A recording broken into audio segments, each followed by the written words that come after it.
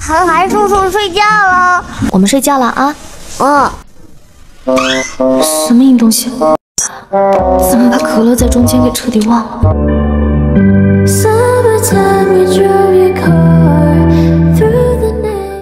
Cerita dimulai ketika beberapa tamu dalam pesta sedang membicarakan seorang CEO miliarder nan tampan yang akan segera tiba. Pria yang jadi topik perbincangan itu bernama Han Donglai. Dia mengalami kelumpuhan pada kakinya sejak 6 tahun lalu. Duduk di kursi roda tak membuat karisma yang dia miliki hilang. Semua wanita masih memuja dan ingin mendekatinya. Wanita yang berada di sampingnya bernama Lin Xiaxi, seorang putri kepala rumah sakit yang sangat tergila-gila kepada Donglai, bahkan sejak dia masih kecil. Beruntungnya ibu Donglai menyukai dan menginginkannya menjadi menantu. Namun Donglai masih tak bisa move on dari masa lalunya. Di lain tempat ada Zhongling yang baru tiba di kota Jiang bersama anak kesayangannya, Xin Ke. Ke melihat seseorang di TV yang dia panggil ayah. Hal itu dikarenakan dia sering melihat gambar yang mirip dengan pria itu di buku milik ibunya. Meski Zhongling mengatakan mereka tak memiliki hubungan, Ke masih meyakini bahwa dia adalah ayahnya.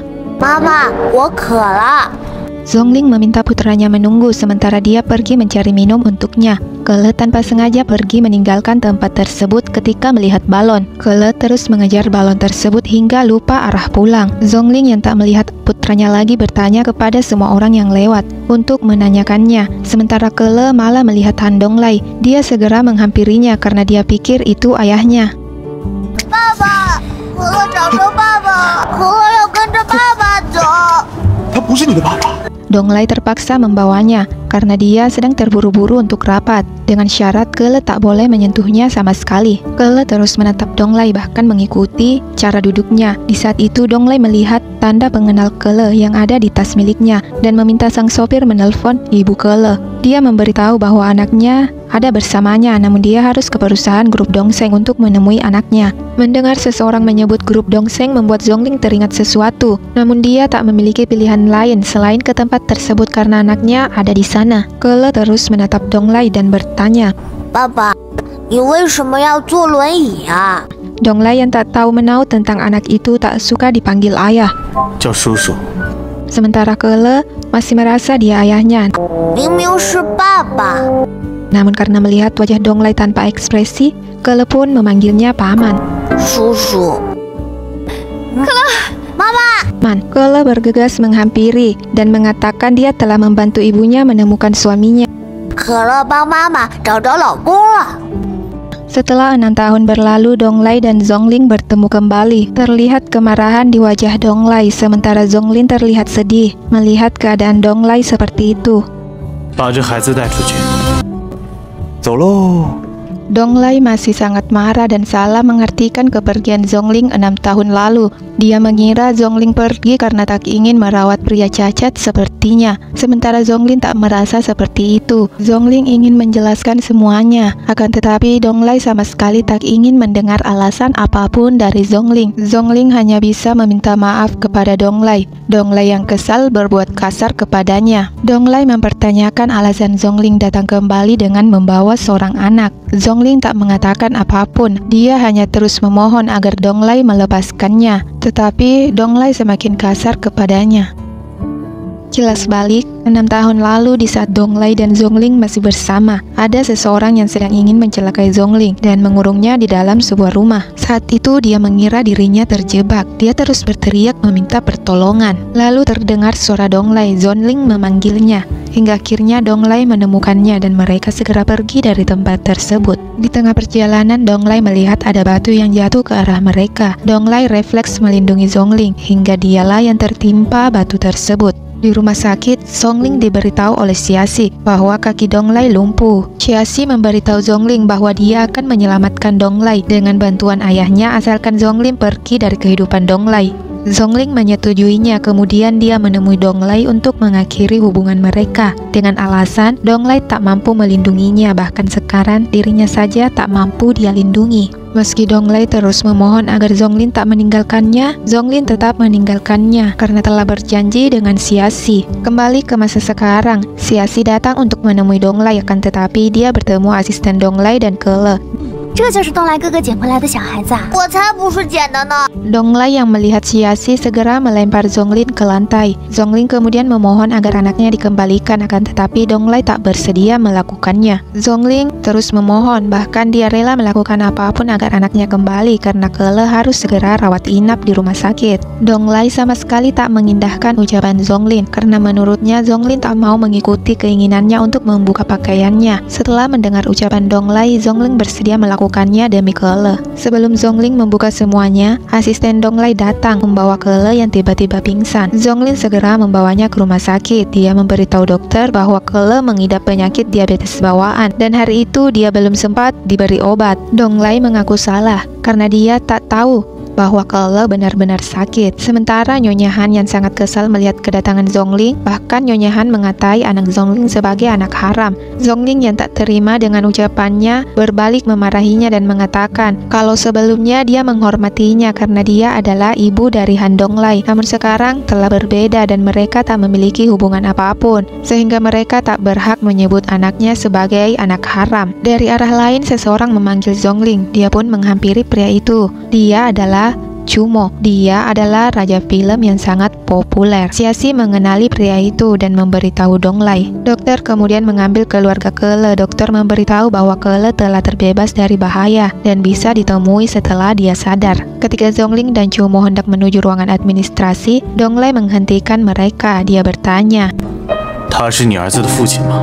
Zonglin mengatakan, semua itu tak ada hubungannya denganmu. Setelah sadar, Chumo menemui Kele. Alih-alih memanggilnya paman, Kele lebih suka memanggilnya kakak. Bahkan ketika Chumo memberitahu agar memanggilnya paman, bukan kakak, Kele tetap saja memanggilnya kakak karena dia telah terbiasa memanggilnya demikian. Agar Kele bisa beristirahat, Chumo berpamitan. Zonglin mengantarnya keluar sambil membicarakan kesehatan Kele. Tanpa mereka sadari, seseorang memotret mereka. Donglai yang sedang mencari tahu asal-usul Chumo tak menemukan hal negatif dari pria itu. Dia lantas meminta asistennya untuk kembali mencari tahu apa hubungan Zonglin dengan Chumo. Di lain sisi, Xiaxi bertemu dengan seorang pria yang dia bayar untuk mengambil beberapa foto Zonglin bersama Chumo. Setelah itu, dia memintanya agar foto-foto tersebut disebar ke media. Keesokan paginya, Zonglin yang hendak bertemu dengan seorang direktur untuk membahas proyek film barunya, tak tahu bahwa direkturnya ternyata Han Donglai. Pada kesempatan itu, Donglai kembali memberi kesempatan kepada Zonglin untuk berada di sisinya. 留在我身边。 Akan tetapi, Zonglin sama sekali tak ingin berurusan dengan keluarga Han dan hanya ingin fokus mengurus pengobatan anaknya saja. Donglai yang tak ingin mempercayai hal tersebut mengira alasan Zonglin tak ingin kembali karena pria muda yang selalu bersamanya lebih mampu memuaskannya daripada dirinya yang cacat. Zonglin yang tak terima dengan ucapan Donglai berbalik dan menamparnya. Kembali Donglai mempertanyakan apakah ayah Kele adalah pria muda itu. Donglai yang tak mendapat jawaban dari Zonglin membuatnya semakin barbar. Awalnya Zonglin melawan tindakan Donglai, akan tetapi setelah dia mengatakan dia bisa menghancurkan pria muda yang biasa bersamanya dengan sangat mudah, apalagi hanya seorang anak kecil. Zonglin akhirnya pasrah. Donglai yang ingin melecehkannya. Melihat Zonglin meneteskan air mata, Donglai mengurungkan niatnya dan meminta Zonglin untuk pergi. Zonglin dijemput oleh Chumo. Dia memberitahu Zonglin agar tak ke rumah sakit karena di sana banyak paparazzi yang ingin mencari berita tentang mereka dan meminta Zonglin untuk beristirahat saja di rumahnya untuk beberapa saat karena Kele sudah dijaga oleh asistennya. Di lain tempat, Xiaxi menemui Donglai untuk memanas-manasi Donglai tentang berita Zonglin dan Chumo yang dia ketahui. Dan sebenarnya dia sendiri yang mengupload berita tersebut ke media. Donglai terlihat sangat marah dan dia bergumam, apapun yang tidak bisa jadi miliknya, jangan harap orang lain bisa memilikinya, entah itu barang atau manusia sekalipun. Chumo telah sampai di depan rumah Zonglin yang sangat sederhana. Chumo merasa Zonglin tak pantas tinggal di tempat seperti itu lagi. Kilas balik pertemuan pertama Chumo dan Zonglin. Chumo dikejar-kejar oleh beberapa orang dan kebetulan melewati Zonglin. Zonglin membantu Chumo dengan mengatakan polisi akan segera tiba sehingga para pria itu pergi. Zonglin pun menghampiri Chumo dan segera membantunya berdiri. Akan tetapi malah Zonglin yang jatuh pingsan di saat dirinya hendak mencari kembali kalungnya yang hilang. Chumo membawa Zonglin ke rumah sakit. 项链呢？孕妇注意一下情绪，你太激动了，对胎儿不好。好了，现在时间也不早了，你快上去吧。Setelah Zonglin keluar dari mobil Cumo, pemilik rumah yang dia tempati tinggal menghampirinya untuk meyakinkan dirinya bahwa Zongling adalah wanita yang dia lihat di berita. Karena tak ingin membuat masalah, Zongling memilih untuk meninggalkannya. Keesokan paginya, asisten Donglai mengkritik Cumo yang saat itu memiliki skandal dengan Zongling karena hal tersebut akan mempengaruhi proyek film yang akan mereka produksi. Asisten Cumo menjelaskan bahwa itu bukan anak Cumo. Dia ingin membersihkan nama Cumo dengan mengatakan Zongling memiliki anak di luar nikah dan Cumo sama sekali tak ada hubungannya dengan Kele. Selama ini Cumo diam karena hal itu akan menyakiti Zonglin juga Kele. Cumo pun memberitahu bahwa dia akan mengurusnya sendiri karena dia tahu Kele bukan anak haram. Setelah itu, Cumo menemui Zonglin untuk ikut bersamanya dalam konferensi pers yang akan dihadirinya karena Zonglin adalah penulis dari film tersebut. Juga agar gosip di antara mereka bisa segera terselesaikan. Dalam konferensi pers tersebut, para wartawan tak begitu tertarik dengan film yang akan segera dimulai. Mereka lebih tertarik dengan gosip Cumo dan Zongling. Mereka terus bertanya dan terus menyudutkan Zongling. Cumo yang kesal ingin mengatakan sesuatu akan tetapi Donglai datang dan ikut dalam konferensi pers tersebut.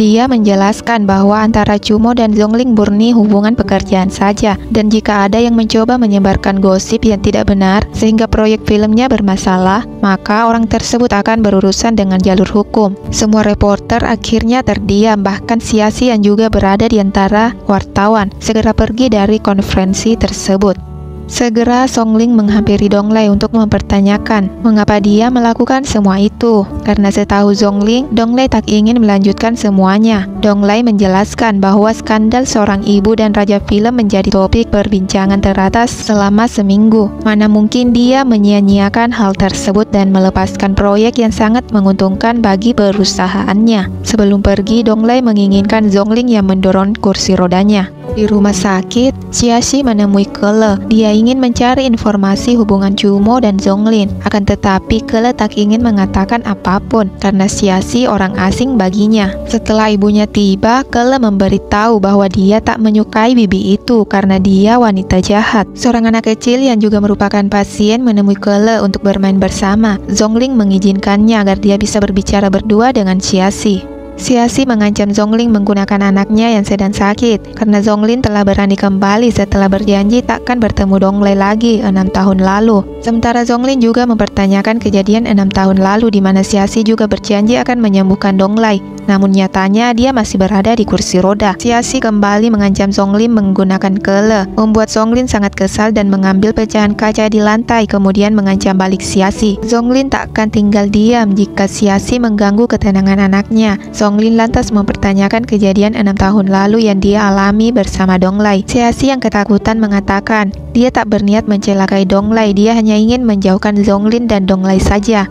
Siasi melanjutkan, kalaupun dia terlibat dalam kejadian 6 tahun lalu, maka takkan ada yang mempercayai ucapan Zongling karena selama ini dia yang berada di dekat Donglai dan merawatnya, sementara Zongling tak berniat memberitahu Donglai atau melakukan apapun kepadanya selama Siasi tak mengganggu putranya. Kembali Zongling memperingatkan Siasi bahwa apapun yang telah dia lakukan pasti akan meninggalkan jejak dan kebenarannya akan terungkap cepat atau lambat. Zongling mencari keberadaan Kele yang tak lagi bermain bersama temannya. Dia malah bermain dengan Donglai. Kele masih suka keceplosan dan memanggil Donglai ayah. 爸爸，哦，不是，现在还是韩叔叔。 Setelah itu, Kele memberitahu Donglai bahwa dia sudah bisa pulang dan meminta agar Donglai mau menjemputnya ketika dia hendak keluar. Sebelum Donglai menjawab, Zongling datang. Kele mengatakan dia menelpon bala bantuannya untuk menolong ibunya dari bibi jahat. Donglai pun bertanya apa yang Siasi katakan kepadanya. Zongling mengatakan tidak ada.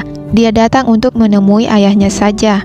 Donglai kembali bertanya tentang luka di tangan Zongling. Namun Zongling mengatakan tidak apa-apa sembari mengalihkan pembicaraan. Kele yang masih ingin bermain bertanya pada ibunya, apakah ibu mau naik mobil kecil sembari mendorong ibunya dan terjatuh tepat di atas pangkuan Donglai. Donglai yang merasa senang lantas mengikuti arahan dari Kele. Setelah 6 tahun, Donglai akhirnya tersenyum dan Zongling melihatnya. Zongling hanya bisa meminta maaf kepada Donglai. Meski itu hanya diucapkan dalam hati menikmatinya saja. Di lain sisi, kaki tangan Xiaxi mulai kesal dengan tingkah Xiaxi. Dia mengatakan, jika bukan karena paras Xiaxi yang menawan, dia takkan bertahan selama 6 tahun menjadi kaki tangannya, hanya dengan uang sedikit yang dia berikan. Keesokan paginya, Zonglin telah mempersiapkan segalanya, sementara Kele masih ingin menunggu Donglai beberapa saat. Setelah ibunya menjelaskan bahwa Donglai bukan ayahnya dan mereka tidak boleh selalu merepotkannya, Kele akhirnya mengikuti keinginan ibunya dan bersedia pulang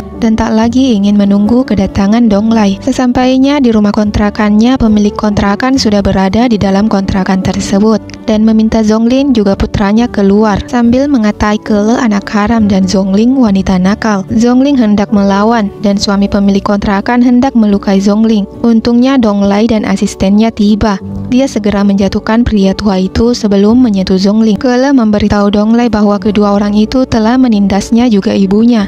Donglai hendak membuat perhitungan kepada pria tua itu, akan tetapi Zongling menghentikannya karena dia merasa benar dan dia akan melaporkan tindakan mereka yang sewenang-wenang kepadanya, padahal dia telah membayar kosan tersebut secara full. Di saat mereka semua keluar tanpa sengaja, Donglai mendengar percakapan kedua orang tersebut dan meminta asistennya untuk mencari tahu semuanya. Asisten Donglai mengajak Kele mengambil mobil bersamanya, sementara Donglai bersama Zongling. Sikap mereka yang sama sekali tak berubah menurut penuturan satu sama lain membuat suasana sedikit mencair untuk beberapa saat. Setelah itu suasana kembali memanas ketika Donglai kembali mempertanyakan siapa ayah Kele. Mereka kembali saling melukai satu sama lain.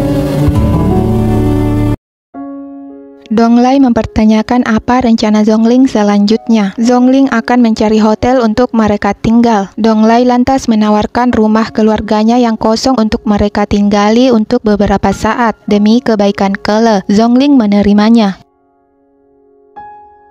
Kele bersikeras agar Donglai menginap bersama mereka. Donglai mengikuti keinginan Kele dan bersiap untuk tidur, sementara Zongling dan Kele masih di kamar mandi. Donglai tak ingin Mu Chen menolongnya dan memintanya untuk pergi saja. Mu Chen lantas memberikan Zongling obat yang biasa Donglai konsumsi sebelum dia pergi. Zongling memanggil Kele untuk segera tidur. Kele malah berlari menghampiri Donglai yang ada di tempat tidur. Zongling meminta Kele hati-hati karena kaki Paman Han masih sakit. Zongling lantas menghampiri Donglai untuk memberikan obatnya. Setelah itu Zongling mencoba untuk tidur, akan tetapi dia sama sekali tak bisa tidur memikirkan dirinya dan Donglai satu kamar. Bahkan Kele yang menyentuh dirinya membuatnya berpikiran yang tidak-tidak, hingga akhirnya dia memilih tidur di ruang tamu. Dan ketika Kele membangunkannya, Zonglin malah membayangkan Donglai. Kele kebelet pipis, namun Donglai tak kunjung keluar dari kamar mandi. Zongling membuka pintu dan melihat Donglai berbaring di lantai. Donglai demam. Zongling segera meminta Kele mengambil handuk untuk menyelimuti tubuh Donglai. Setelah itu Zongling kembali meminta agar Kele mengambil HP miliknya untuk menghubungi asisten Donglai agar segera datang. Zongling terus meminta maaf kepada Donglai, sementara Donglai terus mengigau. 对不起，东来，对不起，我不走，东来，我不走。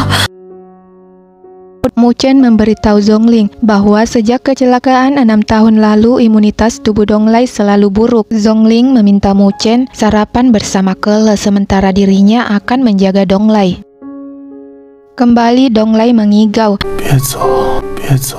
Sementara Zongling mendekatkan kepalanya, tiba-tiba Donglai terbangun. Di saat bersamaan, Mu Chen dan Kele datang. Seketika suasana menjadi canggung. Donglai kemudian bertanya ada apa dengan dirinya kepada Mu Chen. Mu Chen menjelaskan bahwa dia terjatuh di kamar mandi dan Zongling lah yang terus merawatnya. Donglai kembali bersikap angkuh karena dia tak merasa menyuruh Zongling menjaganya. Zongling mendengar ucapan Donglai dan berbalik mengatakan karena tuan muda sudah sadar maka mereka akan segera pergi dari rumahnya. Donglai mempertanyakan sikap Zongling kepada Mu Chen. Mu Chen mengatakan sikap mereka berdua tidak jauh berbeda.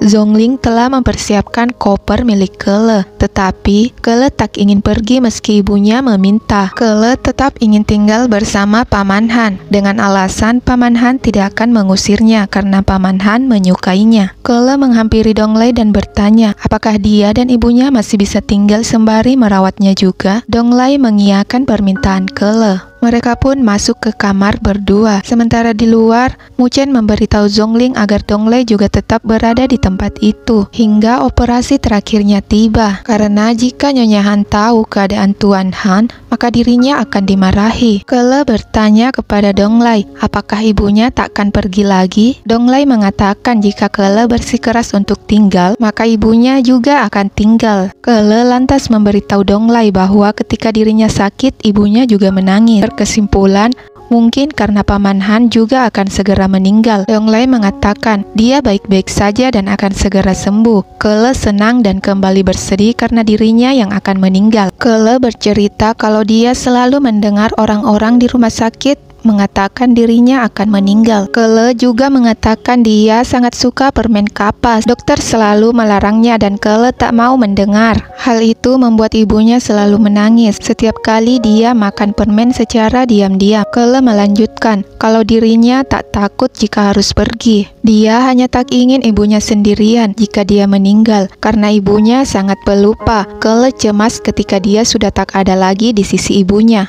原来都是可乐一直在照顾笨蛋钟灵吧。 Kele membenarkannya karena dia adalah pria sejati, juga karena dia tak memiliki ayah. Kele melanjutkan ceritanya, jika dia memiliki ayah, ibunya pasti akan memiliki anak yang baru di saat dia telah tiada, dan ibunya takkan sedih dikarenakan oleh dirinya. 所以你才一直想找爸爸。 Kele membenarkannya lagi. Kele mengatakan dia sering melihat sketsa wajah Donglai di album gambar milik ibunya, sehingga dia menyimpulkan Paman Han adalah ayahnya. Kele pun meminta Donglai untuk menjaga ibunya yang bodoh. 不可乐照顾笨妈妈的。 Di kediaman keluarga Han, Nyonya Han juga sia-sia mempertanyakan keberadaan Donglai pada Muchen. Dia tak ingin terjadi apa-apa pada Donglai yang 2 hari kemudian akan menjalani operasi. Muchen menjelaskan kalau saat ini Donglai sedang dirawat oleh Zhongling. Muchen melanjutkan, mereka bersama karena pemilik rumah yang Zhongling tempati menerima perintah dari seseorang untuk mengusir Zhongling dan anak-anaknya. Muchen tahu tuannya tak mungkin tinggal diam melihat karyawannya dalam kesulitan di jalan, terlebih dia memiliki anak yang sedang sakit. Nyonya Han tak keberatan selama Donglai baik-baik saja, sedangkan Xiaxi terlihat sangat kesal kepada Muchen yang menurutnya kurang ajar kepadanya. Setelah itu Xiaxi menemui Zhongling, dia langsung menamparnya. Zhongling yang juga kesal dengan tingkah Xiaxi menumpahkan sampah yang dibawanya ke kepala Xiaxi. Xiaxi meminta Zhongling agar dia mau membujuk Donglai pulang, karena jika bukan dia, ibunya juga akan segera bertindak. Zhongling memberitahu Donglai apa yang Xiaxi katakan, karena Donglai terlihat sudah baikan. Zhongling juga mengatakan dia tak ingin ada gosip yang menyebar jika mereka masih tetap tinggal bersama. Donglai mengerti ucapan Zhongling dan akan segera pergi. Donglai meminta Muchen untuk segera mengurus operasinya yang terakhir. Di saat Donglai sedang pergi berobat, pers malah mengeluarkan berita bahwa Donglai dan Xiaxi akan segera menikah. Beberapa hari berlalu, syuting perdana cerita yang ditulis oleh Zhongling dimulai. Aktris perempuannya yaitu Manli ingin melihat Zhongling berakting bersama Chumo. Donglai yang sudah kembali kebetulan melihatnya dari luar. Adegan itu kembali mengingatkan Zhongling pada masa lalunya bersama Donglai. Donglai segera masuk dan bertanya mengapa Zhongling ada di tempat tersebut. Donglai yang sepertinya cemburu segera meminta sutradara untuk mengganti pemeran utama prianya. Namun sutradara menolak karena Chumo adalah pilihan terbaik untuk karakter yang ada. Donglai yang tak ingin keputusannya ditentang bahkan meminta sutradaranya diganti. Manli juga meminta digantikan saja jika pemeran pria dan sutradaranya diganti. Manli berharap Donglai menghargainya sebagai kakak juga tetangganya. Donglai tak lagi mengatakan apapun dan pergi dari ruangan tersebut. 把钟灵带过来。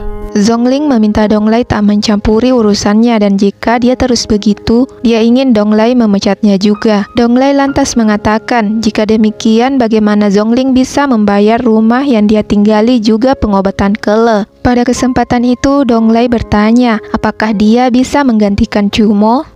Dengan demikian, Zhongling tak perlu lagi repot-repot membayar sewa rumahnya. Zhongling sama sekali tak memahami perkataan Donglai dan bertanya kembali. Donglai malah meminta Zhongling membuka bajunya, membuat Zhongling salah mengartikan ucapan Donglai. Donglai ternyata ingin Zhongling mengganti bajunya dengan gaun yang dia berikan. Setelah Donglai menjelaskan semuanya, Zhongling dengan santai mengganti bajunya karena dia tahu Donglai pernah melihatnya, bahkan dia telah melahirkan anaknya. Donglai berbalik dan mempertanyakan maksud Zhongling. Zhongling mengalihkan pembicaraannya dan bertanya keberadaan Donglai beberapa hari terakhir karena dia tak pernah melihatnya sama sekali. Di acara ulang tahun Nyonya Han, Xiaxi dan kedua orang tuanya juga telah hadir. Sesaat kemudian Donglai dan Zhongling juga tiba. Orang-orang bergosip dan mempertanyakan siapa wanita yang bersama tuan muda Donglai. Setahu mereka, Donglai dan Xiaxi akan segera bertunangan. Ibu Donglai kesal melihat Donglai datang bersama Zhongling. Donglai berdalih, bukankah itu keinginan ibunya sendiri agar dia datang membawa pendamping di acara spesialnya. Wartawan berkumpul dan bertanya, apakah tuan muda Donglai akan mengumumkan pertunangannya dengan Nona Xiaxi atau wanita yang berada di sampingnya. Pengawal Nyonya Han turun tangan. Dia memberitahu media bahwa tak ada pengumuman seperti itu dan meminta mereka menikmati makanan yang disediakan.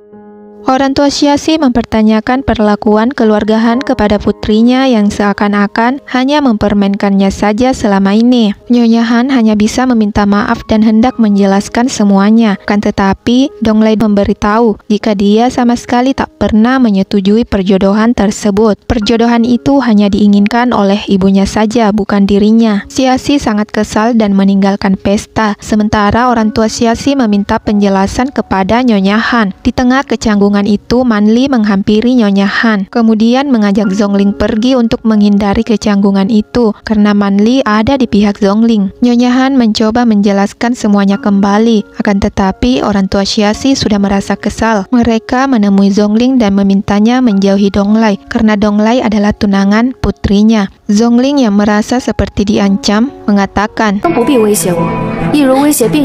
Tuan Lin tak tahu maksud Zhongling. Zhongling mulai menceritakan maksudnya. Setelah paham, Dr. Ling mengatakan kalau 6 tahun lalu dia sudah melakukan prosedur kedokteran dengan semaksimal mungkin untuk menyelamatkan kaki Donglai. Nyonya Lin menambahkan kalau Zhongling lah yang bersalah karena meninggalkan Donglai begitu saja. Zhongling akhirnya menyadari kalau mereka tak tahu apa-apa dan pamit pergi.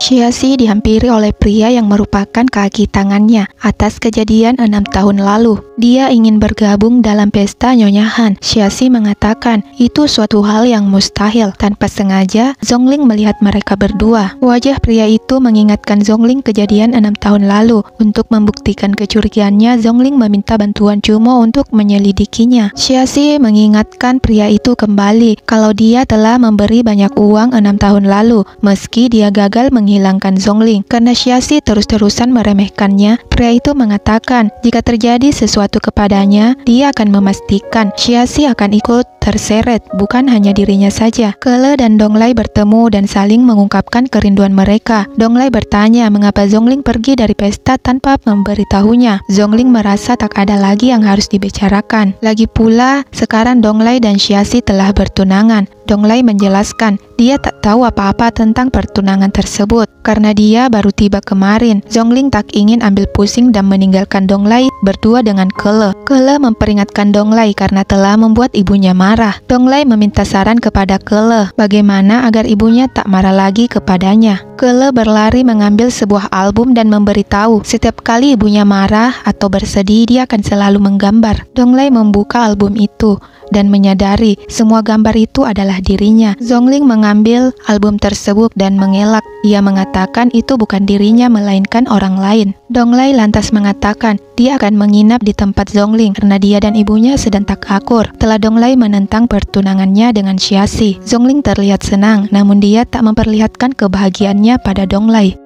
Keesokan paginya, kembali para aktor syuting untuk film terbaru mereka. Cumo beradegan banting-bantingan dengan penjahat yang sudah diulang sebanyak 20 kali. Manli bertanya, ada masalah apa sehingga adegan itu terus diulang? Sutradara memandang wajah tak berdosa Donglai yang tanpa ekspresi. Manli pun menyadari, semua itu diakibatkan oleh Hang Donglai. Manli memberitahu Donglai kalau dia hanya seorang investor dan tak seharusnya berada di dalam kru dan ikut berkomentar dalam akting mereka. Manli lantas mencari keberadaan Zhongling untuk diberi penjelasan tentang naskah yang mereka perankan. Zhongling meminta maaf karena dia pergi mencari berkas yang diperintahkan oleh Donglai sebelumnya. Melihat Chumo kesakitan, Zhongling bertanya, ada apa dengan Chumo karena setaunya tak ada adegan pukul-pukulan dalam scan tersebut. Zhongling merasa ada yang aneh. Seketika Donglai memerintahkan semuanya untuk istirahat selama 3 hari. Sembari mengobati memar di punggung Chumo, Manli berharap Chumo menjauhi Zhongling untuk sementara waktu karena Donglai tak menyukainya. Chumo sama sekali tak ingin menjauhi Zhongling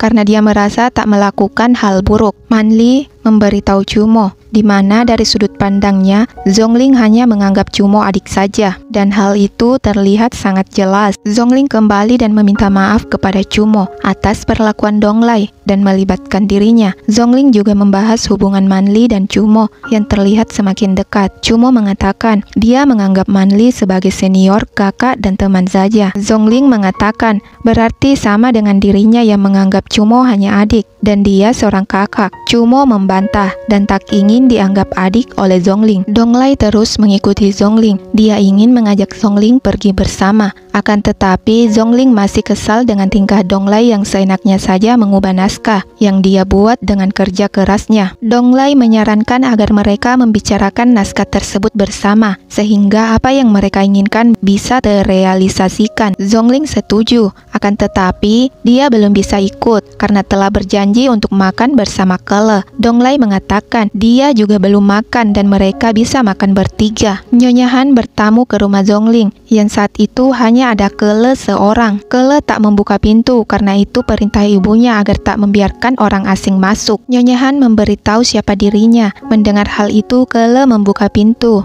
Ibu Donglai pelongo-pelongo mencari sesuatu, sementara Kele memuji kecantikan Nyonya Han yang dia panggil nenek. Nyonya Han bertanya, apa Donglai sering menemui mereka sembari memberi sebuah permen. Sembari memakan permen itu, Kele mengatakan Paman Han sering menemuinya dan dia juga bisa datang menemuinya. Melihat Kele dari dekat, Nyonya Han teringat dengan Han Donglai sewaktu kecil di mana Kele dan Donglai terlihat mirip. Zhongling yang baru tiba memarahi Kele karena membukakan pintu pada orang asing. Kele mengatakan dia bukan orang asing karena dia adalah neneknya. Zhongling memberitahu Nyonya Han agar tak sering datang karena dia tinggal di tempat tersebut tidak gratis. Zhongling memaki Nyonya Han yang seenaknya memberi coklat kepada putranya. Donglai memberitahu kalau Kele menderita diabetes bawaan sehingga tak bisa memakan sesuatu terlalu manis. Setelah mengetahui Kele menderita diabetes, seketika Nyonya Han terlihat sangat cemas. Donglai yang melihat kekhawatiran ibunya bertanya, akan tetapi ibunya hanya mengatakan, itu karena Kele anak yang imut. Semua orang pasti akan menyukainya. Nyonya Han bertanya lagi apakah Donglai tahu siapa ayah kandung Kele. Donglai meminta ibunya agar tak mengganggu mereka karena dia pun tak tahu. Donglai memerintahkan seseorang untuk memeriksa sesuatu, sementara Nyonya Han melakukan tes DNA antara Kele dan Hang Donglai demi memastikan keterkaitan mereka. Xiaxi yang melihat Nyonya Han bertemu seorang dokter terlihat curiga. Di kediaman keluarga Han, Mu Chen yang hendak menemui Han Donglai dicegat oleh Nyonya Han. Nyonya Han mempertanyakan keberadaan Mu Chen yang tak terlihat beberapa hari terakhir. Mu Chen menjelaskan kalau dia keluar kota untuk mengumpulkan beberapa data yang tuan muda inginkan. Nyonya Han meminta data tersebut lebih dulu dan mengambil akta kelahiran Kele. Nyonya Han meminta Mu Chen untuk tak memberitahu Han Donglai tentang data-data Kele karena dia tak ingin Donglai menderita jika tak ada bukti yang valid mengenai Kele. Setelah melihat akta kelahiran Kele dan kepergian Zhongling 6 tahun lalu, juga kesamaan penyakit Kele dan suaminya, Nyonya Han berpikir Kele adalah cucunya. Mu Chen menemui Donglai untuk memberikan berkat Zhongling dan Chumo. Sementara data Kele, dia mengatakan tak menemukan apapun. Setelah mendengar penuturan Mu Chen, Donglai memintanya untuk terus menggali informasi tentang Kele, juga mencari info kejadian 6 tahun lalu yang menyebabkan dirinya kecelakaan. Donglai ingin mengetahui siapa saja orang yang keluar masuk gunung tersebut. Beberapa saat kemudian, Donglai menerima telepon dari Xiaxi yang mengajak Donglai makan bersama. untuk membahas pertunangan mereka. Chumo mempertanyakan hubungan Donglei dan Zhongling. Zhongling menjelaskan semuanya kepada Chumo. Chumo kembali bertanya, bagaimana bisa Zhongling menyembunyikan semua ini dari Hang Donglei? Zhongling mengatakan, dia akan menyembunyikannya sebisa mungkin dan kembali ke tempat asalnya ketika Kele telah sembuh. Chumo kemudian memperlihatkan data-data pria yang Zhongling inginkan sebelumnya. Donglei dan Xiaxi sampai ke restoran di mana Zhongling dan Chumo sedang makan bersama. Donglei melihat Zhongling dan ingin duduk bersebelahan dengan mereka. Donglei sengaja memperdengarkan pembicaraannya dengan Xiaxi yang tak menolak pertunangan mereka. Zhongling yang tak ingin berlama-lama dengan mereka memilih pergi bersama Chumo. Akan tetapi Donglei menghentikannya. Donglei bertanya, apakah Zhongling sama sekali tak peduli kepadanya? Donglei lantas mengatakan, barang yang pernah menjadi miliknya walaupun telah rusak tak bisa dimiliki orang lain. Zhongling sangat marah mendengar ucapan Donglei. Chumo lantas membelanya sementara Xiaxi membela Donglei. Chumo mengatakan, dia memang tak bisa menandingi kekayaan Tuan Han, namun dia bisa menandingi fisiknya. Seketika Donglei berdiri membuat Xiaxi terkejut, sementara Chumo memberikan tepuk tangan karena kemampuan aktingnya yang hebat. Zhongling menambahkan kalau dia juga tak bisa ikut dalam akting Donglei karena dia harus mencari uang untuk menghidupi anaknya. Xiaxi senang mengetahui Donglei sudah bisa berjalan dan akan melanjutkan pertunangan mereka hingga menikah. Akan tetapi, Donglei tak berencana untuk menikahinya dan berharap Xiaxi tak membuang waktu untuknya seorang. Di rumah sakit, hasil DNA Kele telah keluar. Xiaxi yang lebih dulu menemui dokter tersebut diamanahkan untuk memberikan hasilnya kepada Nyonya Han. Karena Bu Dokter tahu Xiaxi dan Nyonya Han sangat akrab. Setelah melihat hasilnya, Xiaxi merobeknya dan menggantinya dengan hasil lab lain untuk diberikan kepada Nyonya Han. Keesokan paginya, Nyonya Han memberitahu Donglei kalau dia telah melakukan tes DNA terhadap Kele dan mereka sama sekali tak memiliki hubungan darah. Setelah itu, Donglei dan Zhongling terus bersama sambil memperbaiki bagian-bagian dalam cerita yang menurut mereka tidak cocok untuk segera diperbaiki. Malam harinya, Donglei berencana menjelaskan tentang kakinya yang telah pulih, tetapi Zhongling tak ingin mengetahuinya. Dia hanya ingin segera menyelesaikan perbaikan skenario untuk tahap selanjutnya dan menemui putranya. Donglei kembali menyinggung tentang ayah Kele, sementara Zhongling masih enggan memberitahunya.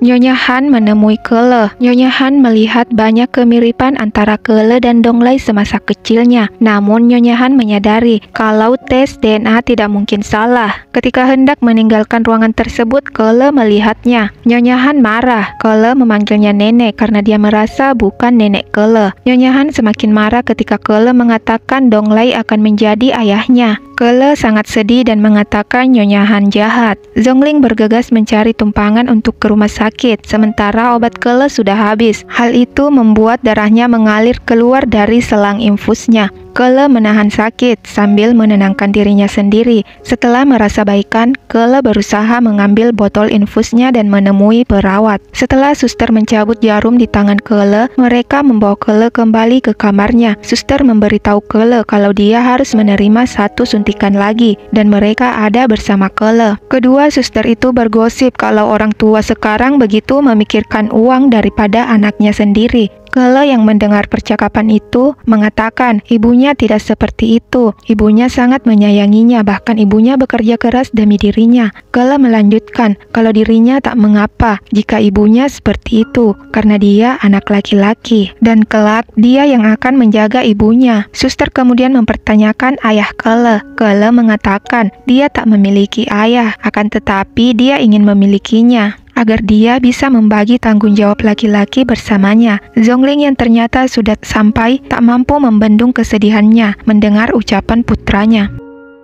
Keesokan paginya di lokasi syuting, seorang sutradara baru melihat Zhongling dan memanggilnya untuk bertemu. Ketika mereka bertemu, ternyata sutradara itu berniat jahat pada Zhongling. Dia memberi obat tidur pada minuman Zhongling, sehingga Zhongling merasa pusing. Pas sutradara menjatuhkannya di tempat tidur, Zhongling sempat memberi perlawanan, namun pas sutradara menampar dan membekap mulut Zhongling.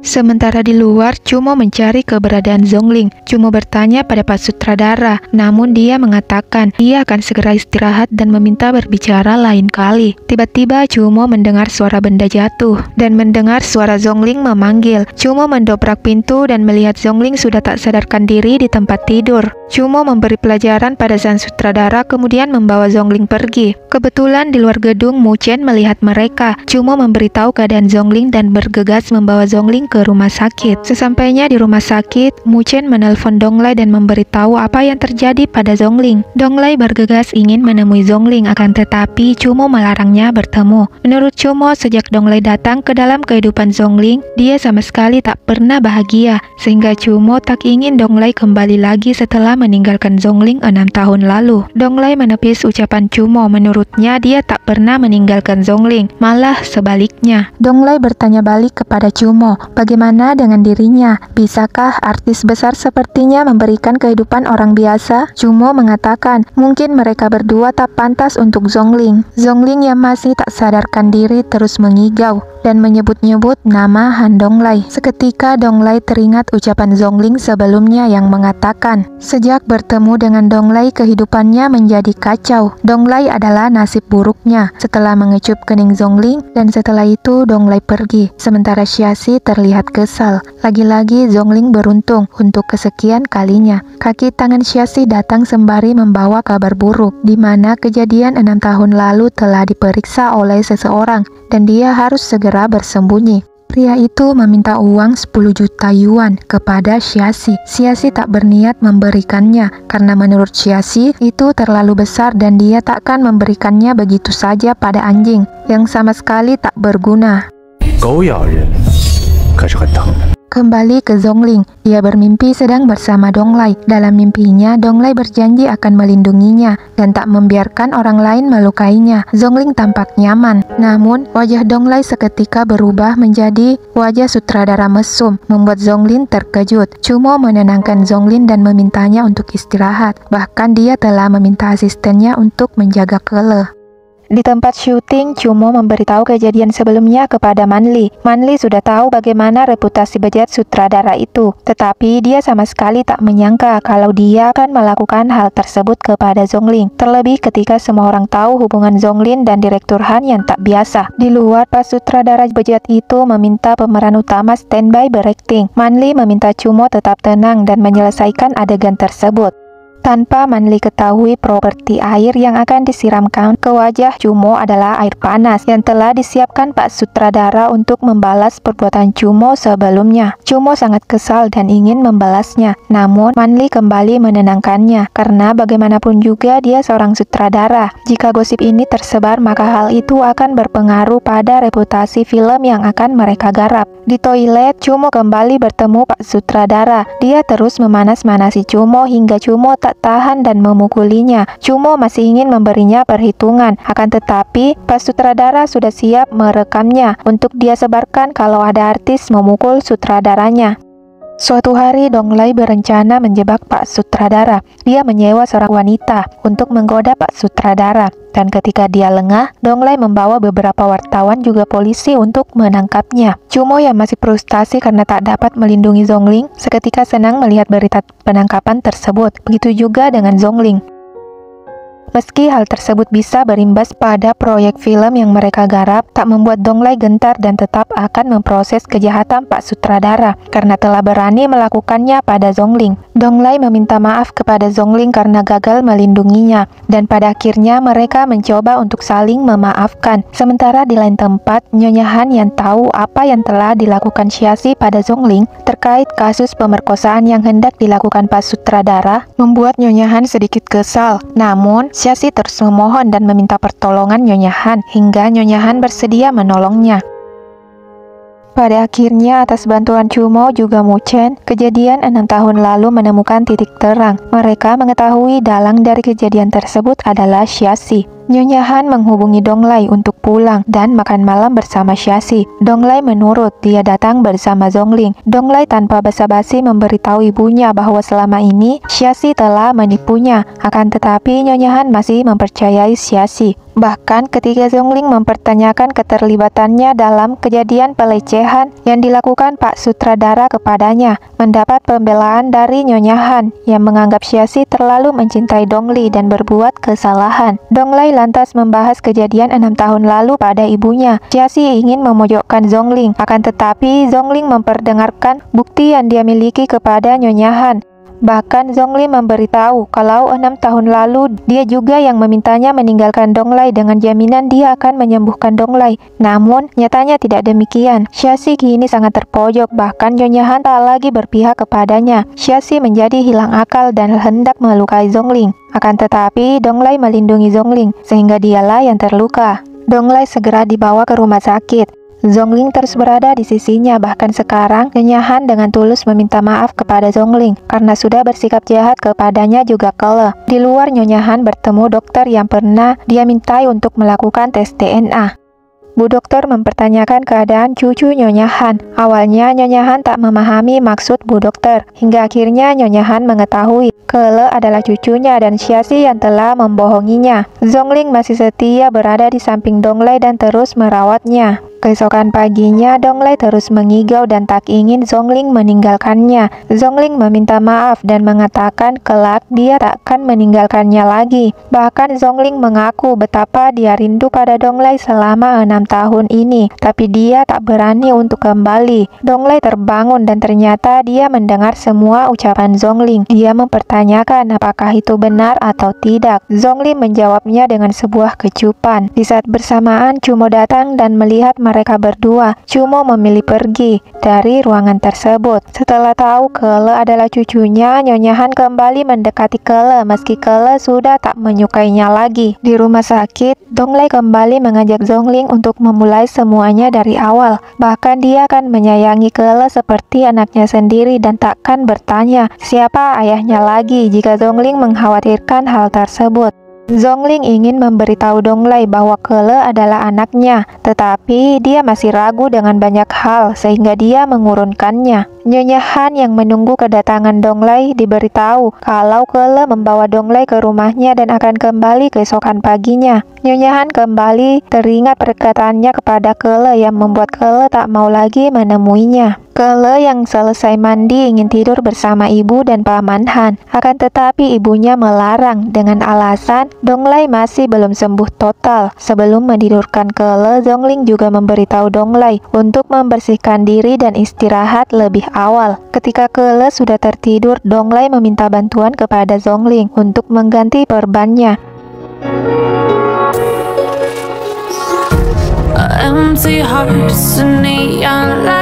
Keesokan paginya, Nyonya Han datang untuk menjemput Donglai pulang. Kele masih tak menyukai Nyonya Han. Bahkan ketika Nyonya Han memberinya hadiah, Kele langsung menolaknya. Zongling memberikan pengertian kepada Kele. Akan tetapi Kele masih kesal karena Nyonya Han mengatainya anak haram yang tak memiliki ayah. Seketika Nyonya Han meminta maaf dan membolehkan Kele memanggil Donglai ayah dan membiarkannya bermain di rumahnya sepuasnya. Zongling yang melihat perubahan sikap Nyonya Han merasa kalau Nyonya Han telah mengetahui Kele adalah cucunya sehingga dia bersikap sangat baik.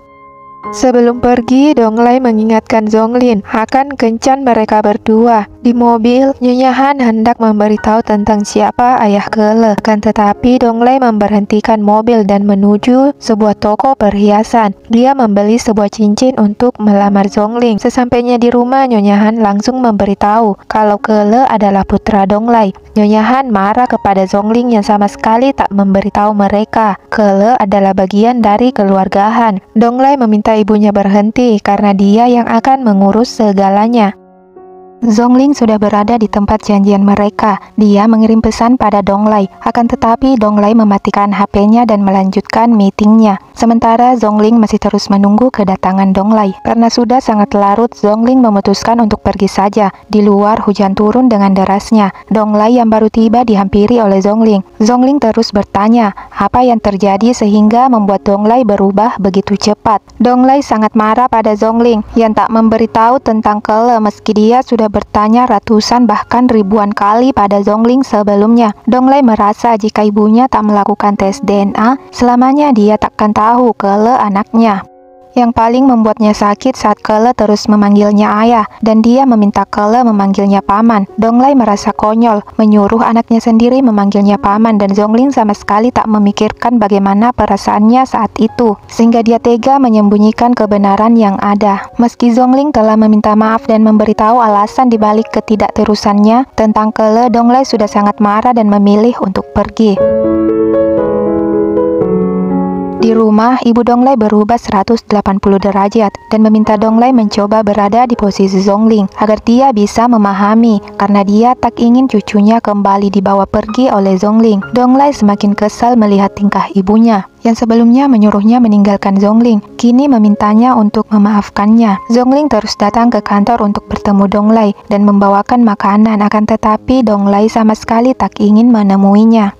Di rumah, Zhongling membongkar semua barangnya untuk mencari sesuatu. Kele yang melihatnya memberitahu Chumo kalau ibunya sudah gila. Chumo segera datang dan bertanya apa yang sedang terjadi. Zhongling memberitahu kalau dia mencari kalung pemberian Donglai yang hilang entah kemana. Chumo lantas meminta Kele bermain di kamarnya, kemudian menenangkan Zhongling yang terlihat sangat sedih. Di dalam kamar, Kele mengirim voice note pada Donglai yang sama sekali tak ingin mengangkat teleponnya. Kele mengatakan dia sangat membutuhkan Paman Han karena beberapa hari ini ibunya selalu saja menangis. Di luar, Chumo mempertanyakan hari keberangkatan Zhongling dan apakah Kele sudah tahu tentang ayahnya. Besok, kata Zhongling. Kemudian dia menjelaskan bahwa dia sama sekali tak mengatakan apapun pada Kele karena dia masih kecil. Ketika dia sudah dewasa, baru dia akan memberitahunya. Kini Zhongling menyadari kalau dia salah dan sudah bersikap sangat egois terhadap Donglai. Zhongling berharap kepergiannya kali ini bisa membuat keadaan membaik. Chumo hanya bisa mendukung semua keputusan yang telah Zhongling buat. Di saat bersamaan, Chumo juga menemukan kalung yang Zhongling cari. Setelah ditemukan, Zhongling merasa kalung itu tak lagi berguna karena hubungannya bersama Donglai kembali berantakan. Chumo mengambil kalung tersebut dan diberikan kepada Donglai. Chumo menjelaskan tindakan yang telah diambil Zhongling dari sudut pandangnya yang selama 6 tahun berada di sisi Zhongling.